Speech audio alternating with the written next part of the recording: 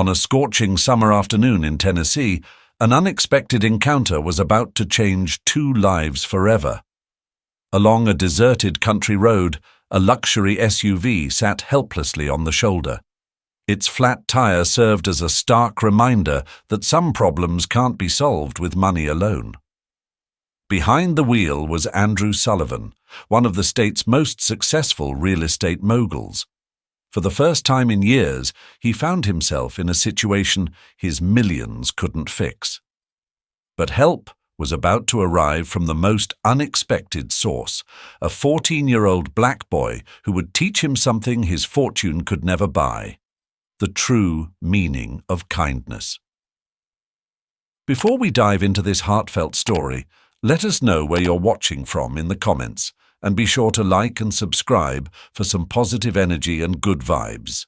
The late afternoon sun beat down mercilessly on the empty Tennessee road, creating shimmering waves of heat that danced across the asphalt. Andrew Sullivan sat behind the wheel of his $120,000 Range Rover, drumming his manicured fingers against the leather steering wheel in frustration. The rhythmic thump-thump-thump of a flat tire had shattered his perfectly planned day. "Perfect! Just perfect!" he muttered, loosening his Italian silk tie. A quick glance at his Rolex confirmed what he already knew. He was going to miss the most important board meeting of the quarter. But that wasn't what bothered him most. It was the complete loss of control that made his jaw clench. Stepping out into the sweltering heat, Andrew winced as his expensive leather shoes crunched against the gravel. The rear tire was completely shredded, strips of rubber peeling away like black ribbons. He pulled out his phone. No signal, of course. In his world of penthouses and private clubs, there was always someone to handle these situations, but out here, on this deserted country road, he was completely alone. As sweat began to soak through his tailored suit, a memory flickered unbidden through his mind. 25 years ago, he had been in a similar situation, young, broke, and stranded. He remembered the endless stream of cars that had passed him by, their drivers averting their eyes. That day had taught him a harsh lesson about self-reliance, one that had helped build his fortune but had also built walls around his heart. Now, standing in the suffocating heat, those walls felt more like a prison. The control he so carefully maintained in his life had evaporated like water on hot pavement. The vast, empty road stretched out before and behind him, emphasizing his isolation. In all his years of acquiring wealth and power, he had never felt more helpless than he did at this moment. The sun continued its relentless assault, and Andrew Sullivan, one of Tennessee's most successful real estate developers, the man who could close million-dollar deals with a handshake, stood alone, defeated by a simple flat tire. The irony would have been amusing if it wasn't so humbling. Little did he know that help was about to appear from the most unexpected source, and this breakdown would lead to a breakthrough he never saw coming. A figure appeared on the horizon, wavering in the heat like a mirage. Andrew squinted, his guard instantly rising. As the silhouette drew closer, he could make out a young black boy, no more than 14, wearing a faded t-shirt and worn sneakers. "Looks like you got yourself in quite a situation there, sir," the boy called out, his voice carrying a warmth that caught Andrew off guard. "Need some help with that tire?"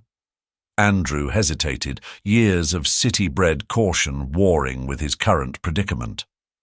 "I'm fine," he said automatically, then glanced at the useless phone in his hand.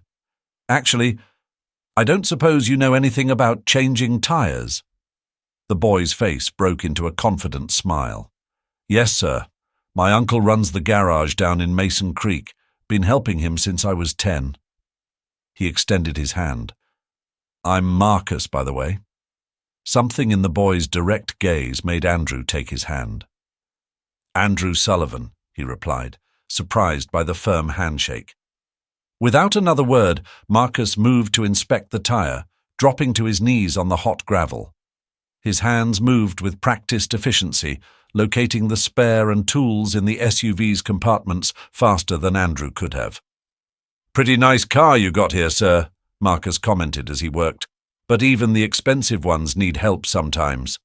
Andrew watched in amazement as Marcus masterfully handled the jack and wrench, his young face focused in concentration.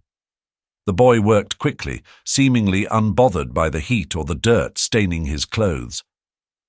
"There you go, sir," Marcus announced 15 minutes later, wiping his brow with his sleeve. "Good as new, though you'll want to get a proper tire soon." Andrew reached for his wallet, pulling out several $100 bills. "Thank you. Here for your trouble." But Marcus was already backing away, shaking his head with that same warm smile. "No need for that, sir. Just wanted to help out." "But—" Andrew stood there, money awkwardly extended, as Marcus began walking away. "Take care, Mr. Sullivan," Marcus called over his shoulder, throwing up a casual wave. "Be safe driving home."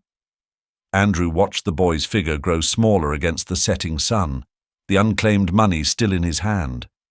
In all his years of business deals and transactions, he had never encountered something so simple yet so puzzling, help with no strings attached. It left him with an unfamiliar feeling, one that would keep him awake long into the night. The clock on Andrew's bedside table glowed 2:37 a.m., its soft light illuminating the vast emptiness of his master suite. Despite the 1,000-thread-count sheets and custom mattress that cost more than some cars, sleep eluded him. Marcus's smile kept appearing in his mind, genuine and uncomplicated, like a puzzle he couldn't solve. He got up, his bare feet silent against the marble floors as he wandered through his sprawling mansion. Everything around him spoke of success. The original artwork adorning the walls, the crystal decanters catching moonlight in his study, the awards and accolades lined up perfectly on custom shelves. Yet tonight, for the first time in years, it all felt hollow. Stopping at his floor-to-ceiling windows, Andrew stared out at the manicured grounds of his estate. "Just wanted to help," he muttered to himself, echoing Marcus's words. In his world, everything had a price. Every favor came with expectations, every handshake sealed a deal, every smile masked an agenda.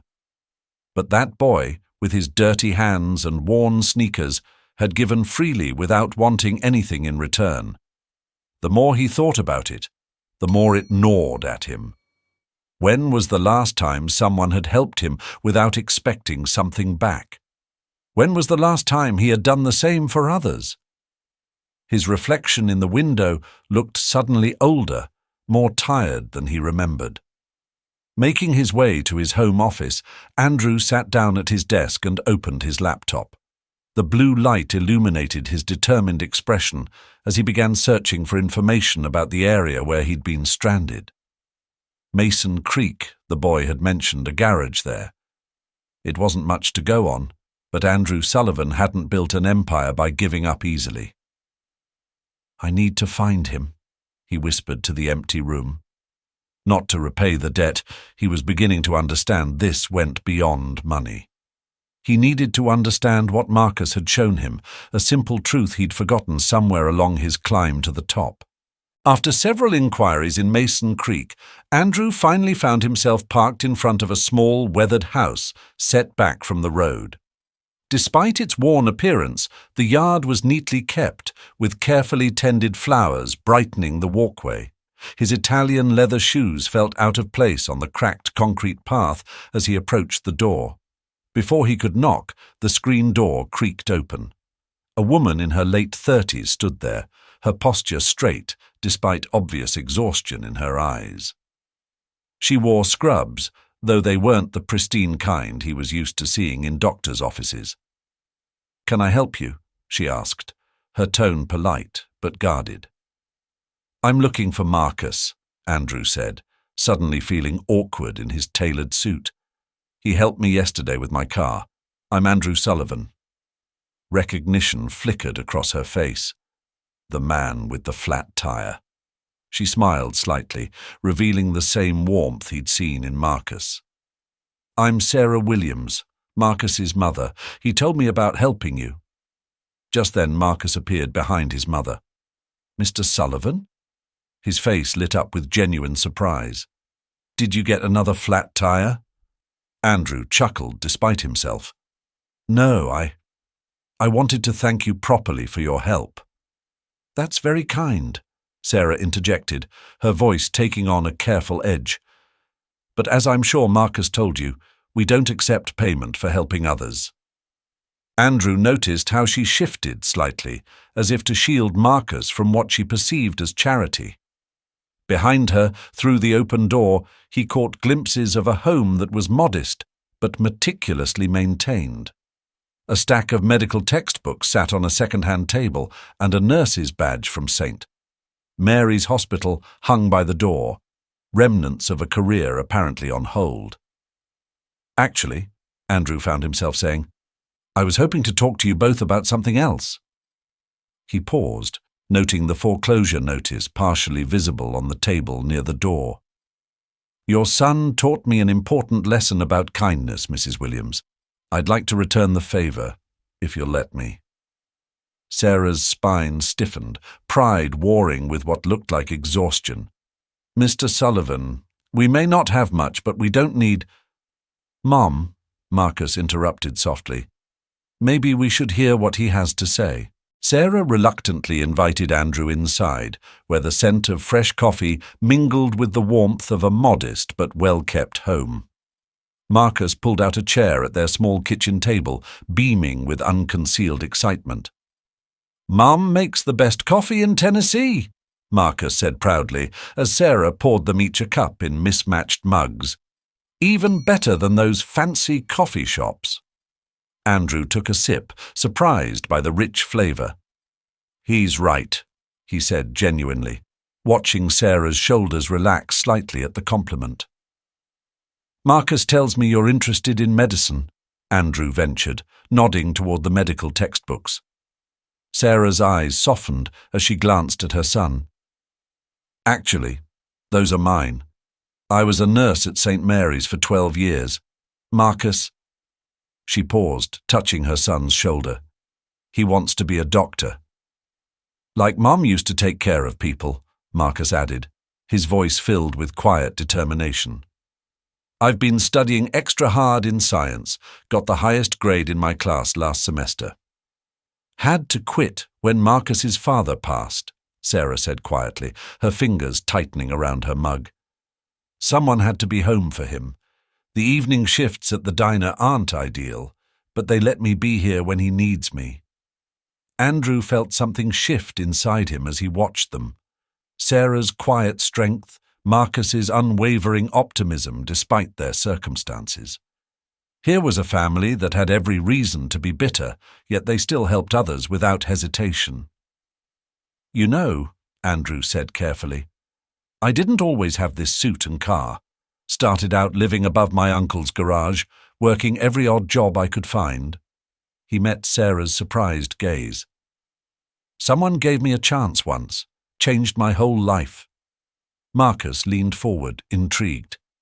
"Really, Mr. Sullivan?" "Really," Andrew nodded, an idea forming in his mind. "And sometimes life has a way of bringing things full circle." He looked at Sarah, his voice sincere. "I'd like to help, not because you need it, but because your son reminded me of something important. Sometimes the biggest changes start with the smallest acts of kindness." For the first time, Sarah's smile reached her eyes, even as she blinked back tears. "Tell me more," she said softly. The rumble of construction trucks drew curious glances from neighbors as they pulled up to the Williams house early Monday morning. Andrew stood in the yard, jacket off and sleeves rolled up, directing workers while Sarah watched from the porch, her expression a mix of gratitude and unease. "Mrs. Peterson next door wants to know if we're filming one of those home makeover shows." Marcus grinned, jogging up with a pitcher of lemonade his mum had made for the workers. "Better than that," Andrew smiled, watching as the roofing crew began their assessment. His phone buzzed again, the fifth call from his board members this morning. He silenced it without looking. The local hardware store owner, Tom Miller, pulled up in his pickup truck. "Heard you folks were doing some renovations," he called out, walking over. "Listen, I've known Sarah and Marcus since they moved here. Whatever supplies you need, I'll give you contractor rates." "Tom, you don't have to," Sarah began. "Now, Sarah," Tom interrupted gently, "you've helped half the folks around here when they were sick. Let us help back a little." As if on cue, Mrs. Peterson emerged from her house with a tray of sandwiches. "Thought the workers might be hungry," she said, her eyes twinkling. "And Sarah, dear, I've got some old curtains that would look lovely in your living room once it's fixed up." Andrew's phone buzzed again. This time he answered, stepping away from the growing crowd of neighbours. "Sullivan, have you lost your mind?" Richard Barnes, his senior board member, barked through the phone. "You're supposed to be closing the River Heights deal, not playing charity with some random family. The shareholders—" "The River Heights deal is handled, Richard," Andrew cut in firmly, "and this isn't charity. This is—" He paused, watching Marcus enthusiastically help distribute sandwiches. "This is an investment in something more important." He hung up, knowing this wouldn't be the end of it. But as he watched the community slowly gathering, offering what they could, time, supplies, support, he knew he was exactly where he needed to be. As the week progressed, the Williams house became a hub of unexpected activity. Andrew arrived one morning to find Marcus and 3 of his friends from school already there, wielding paintbrushes with teenage enthusiasm. "Hope you don't mind, Mr. Sullivan," Marcus called out. "The guys wanted to help. Jimmy's dad is a painter, so he showed us how to do it properly." Sarah emerged from the house carrying a tray of iced tea, looking more relaxed than Andrew had seen her. She'd switched her diner uniform for old jeans and a faded t-shirt, her hair pulled back casually. "The diner owner gave me some time off," she explained, catching Andrew's questioning look. "Said the renovation was a community project now." She smiled, shaking her head in wonder. "Even offered to cater lunch for the workers next week." They watched as Mr. Chen from the local paint store helped the boys mix colours, while his wife discussed curtain patterns with Mrs. Peterson. Down the street, the Wilson brothers were unloading donated furniture from their moving company truck. "You know," Sarah said softly, standing beside Andrew, "I fought so hard to do everything alone after Marcus's father died. Thought asking for help meant I was failing him somehow." She paused, wiping paint from her hands. "But seeing all this, seeing Marcus so happy—" "Sometimes strength isn't about carrying the load alone," Andrew replied, remembering his own lonely path to success. "It's about learning to let others help carry it with you." Sarah nodded, tears glistening. "Marcus was right about you, you know. The day he helped you with that tire, he came home and said, 'Mom, I met someone who needs to remember how to smile.' Guess he was helping you more than just fixing that flat." The truth of her words hit Andrew hard. Looking around at the bustling yard, at the community coming together, at Marcus laughing with his friends, he realized he was learning to smile again. Really smile, for the first time in years. The bank's foreclosure notice arrived on the same morning Andrew faced a critical video call with his board. Standing in his home office, he could hear their voices crackling through his laptop speakers, sharp with disapproval. "Sullivan, this has got to stop." Richard Barnes's face filled the screen. "The media's starting to ask questions. Why is Tennessee's biggest real estate mogul playing handyman in Mason Creek? It looks bad." "Half our shareholders are worried you're having a midlife crisis," another board member chimed in. "The other half think you're setting up some PR stunt that could backfire." Andrew's phone buzzed, a text from Sarah. "Bank called. They're moving up the foreclosure date. I don't know what to do." As if that wasn't enough, he'd overheard whispers at the local diner yesterday. Bet he's just trying to buy the whole street cheap, one old-timer had muttered. These rich folks always have an angle. The walls felt like they were closing in. His carefully structured world was tilting off its axis. The board wanted their ruthless developer back. The community suspected his motives. And somewhere in between, Andrew was losing his grip on who he thought he was.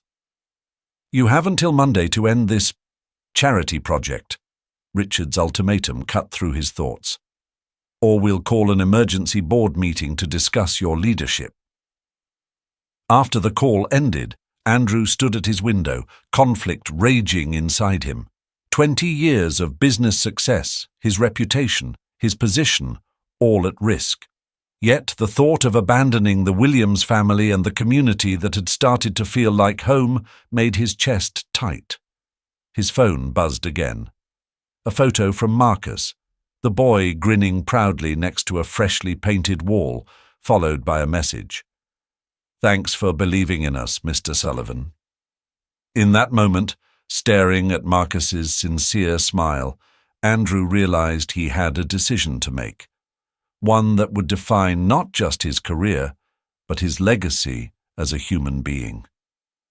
The sky turned an ominous green as the tornado warning sirens wailed across Mason Creek. The renovation was only half finished, with the Williams house particularly vulnerable. Tarps covering the partially replaced roof, windows removed for replacement, walls exposed to the elements. "Everyone inside!" Sarah shouted as the first heavy drops fell. But Marcus stood his ground in the yard. "Mom, we can't! If that roof goes, we lose everything!" His voice carried over the rising wind. "Mr. Sullivan trusted us. The whole community helped. We can't just let it wash away." Andrew's SUV skidded into the driveway, throwing gravel. He'd left his board meeting the moment he'd heard about the storm warning. "Marcus is right," he called out, already drenched. "We need to secure what we can." As if summoned by the crisis, trucks began arriving. Tom from the hardware store with plywood and extra tarps, the Wilson brothers with rope and tools. Neighbors emerged from their homes, defying the storm, to help. "Sarah, we've got this." Mrs. Peterson grabbed her hand as Sarah stood frozen on the porch. "You've taken care of all of us at some point. Let us take care of you now." Lightning cracked overhead as the community formed a chain, passing supplies up to the roof where Andrew and several others worked to secure the tarps. Marcus organized his friends into teams, his young voice steady with unexpected authority as he directed people to different tasks. "Mom," he called out, "we need your nursing experience. Some of these knots have to hold like surgical ties." Something broke in Sarah at those words. Tears mixed with rain on her face as she finally stepped forward, years of stubborn self-reliance crumbling in the face of such overwhelming love. She joined the line, calling out instructions with professional precision. The wind howled, throwing debris and threatening their efforts. But the human chain held strong.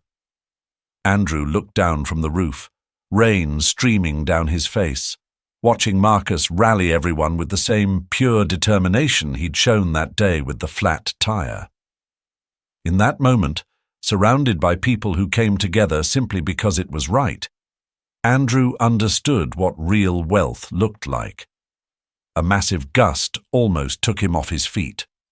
Tom grabbed his arm, anchoring him. "Together!" the older man shouted above the storm. "That's how we weather anything!" As thunder rolled overhead, Andrew felt something fundamental shift inside him. Here, in this crisis, drenched and muddy with these people who had become family, he was no longer the wealthy developer or the powerful CEO. He was simply a man, part of something bigger than himself, fighting alongside neighbors to protect one of their own. "Hold on!" Marcus's voice rang out clear and strong. "We're not giving up. Not now, not ever." The storm raged on, but they stood their ground, a community united, proving that the strongest foundations aren't built of concrete and steel, but of human hearts bound together by compassion. The boardroom fell silent as Andrew entered, still wearing his mud-stained clothes from the storm. The contrast between his disheveled appearance and the pristine corporate environment couldn't have been starker. "Look at yourself, Sullivan," Richard Barnes sneered from the head of the table. "You're throwing away everything we've built for some charity case." Andrew slowly looked around the room, taking in the familiar faces of his board members, people he'd once considered friends. The mahogany table gleamed under harsh fluorescent lights, stock market tickers scrolling endlessly on wall monitors. "I've prepared a statement," Richard continued, sliding a paper forward. "You'll take a leave of absence for personal reasons. We'll handle damage control." "I saw something yesterday," Andrew interrupted quietly, his voice carrying an unfamiliar warmth that made everyone look up. "I saw a 14-year-old boy lead a community through a storm. I saw people who barely have enough for themselves give everything to help their neighbors." He placed his hands on the table, leaving slight mud prints on the polished surface. "For 20 years, I've measured success by the numbers on those screens. But yesterday, standing on a roof in the rain with people who understand the true meaning of wealth." He paused, a slight smile touching his lips. "I realized I've been the poor one." "This is business, Andrew," Richard snapped, "not some Hallmark movie." "You're right." Andrew straightened. "This is business, and I'm making the best investment of my life." He reached into his jacket, pulled out a folder. "My resignation as CEO, but I'm keeping my controlling shares, with a new vision for corporate responsibility." The room erupted in protests, but Andrew felt lighter than he had in years. Through the boardroom windows he could see his Rolls-Royce parked below, and for the first time it looked exactly like what it was. Just a car, nothing more. "Gentlemen," he said quietly but with unmistakable conviction, "I finally understand what real profit looks like, and I choose life over ledgers." The Mason Creek Community Center buzzed with energy that Saturday morning. What started as a simple fundraiser for the Williams House had blossomed into something much bigger.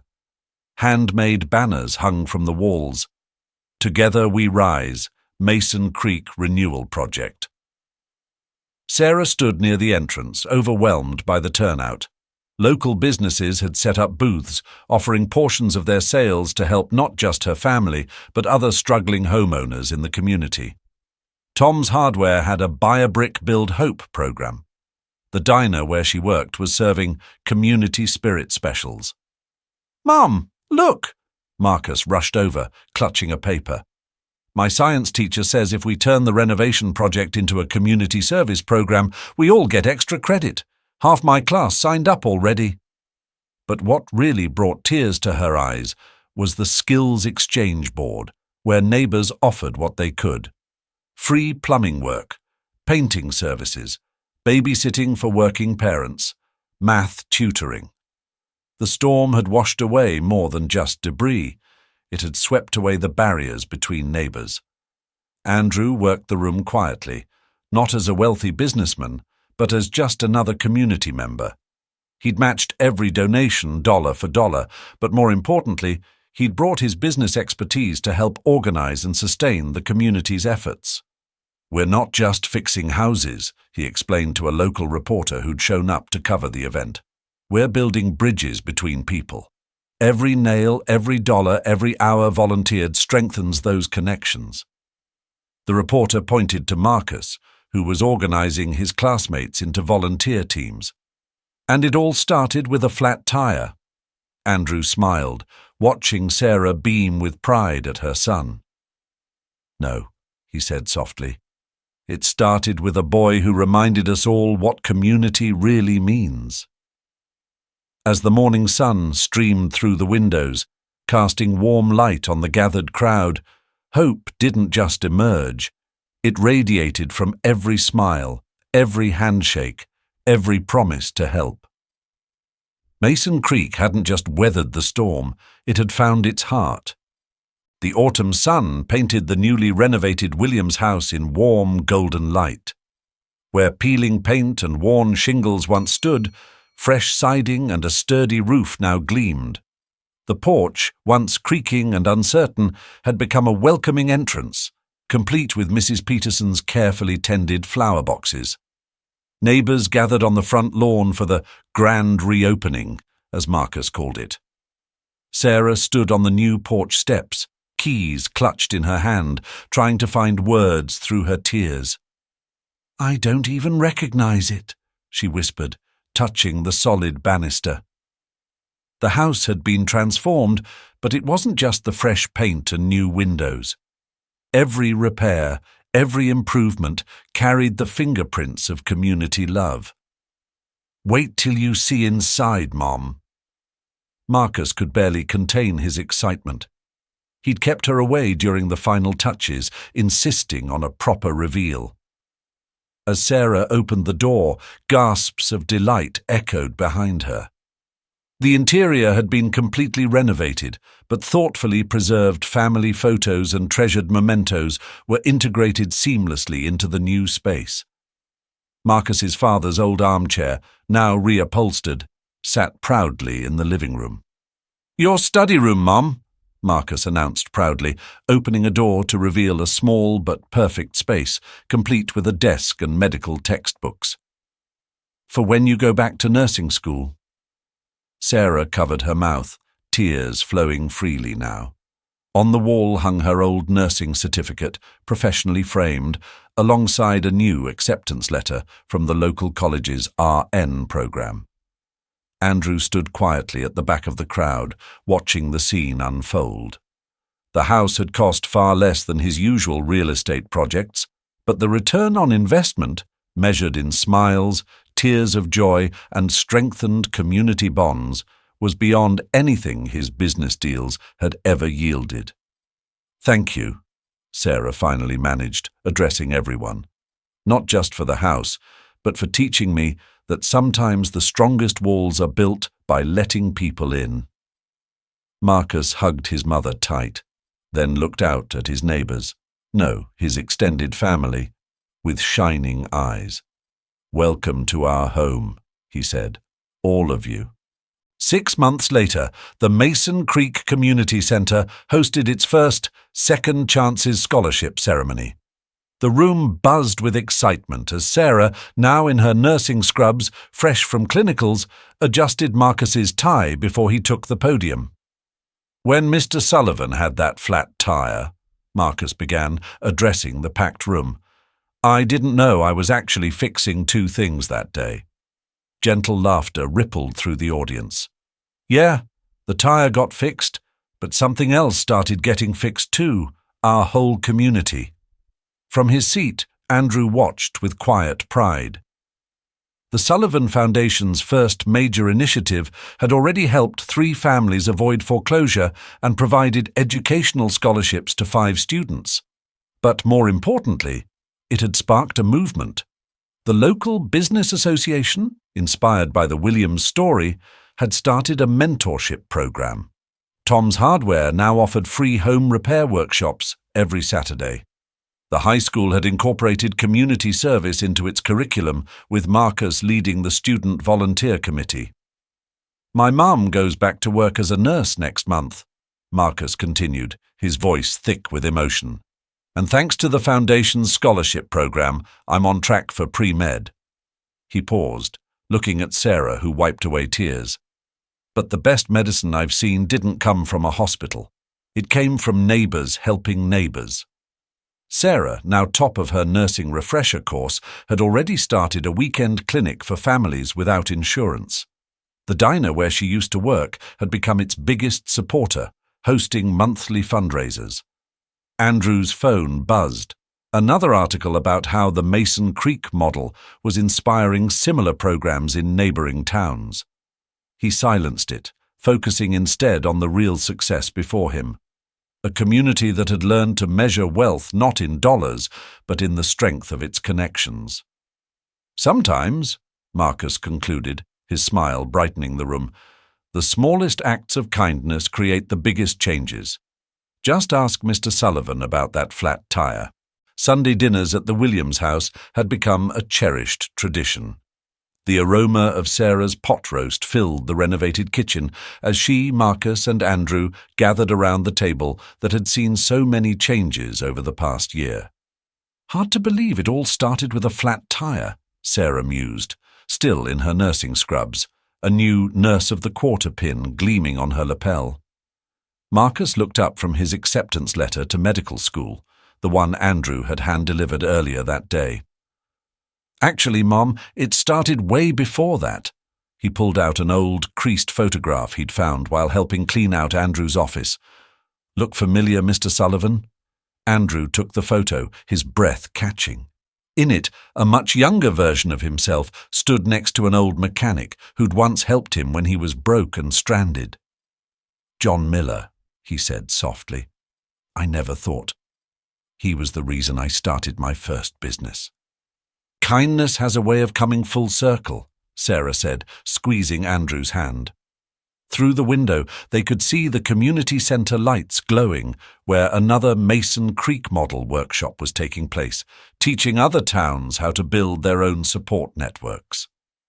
To flat tires, Marcus raised his glass, grinning. To second chances, Sarah added. To family, Andrew completed, his voice thick with emotion. Both the ones we're born with and the ones we find along the way. As the evening sun painted the kitchen in warm gold, 3 people who began as strangers sat together, now bound by something stronger than blood, the endless chain of kindness that connects one heart to another, one generation to the next, transforming not just lives, but entire communities, one simple act at a time.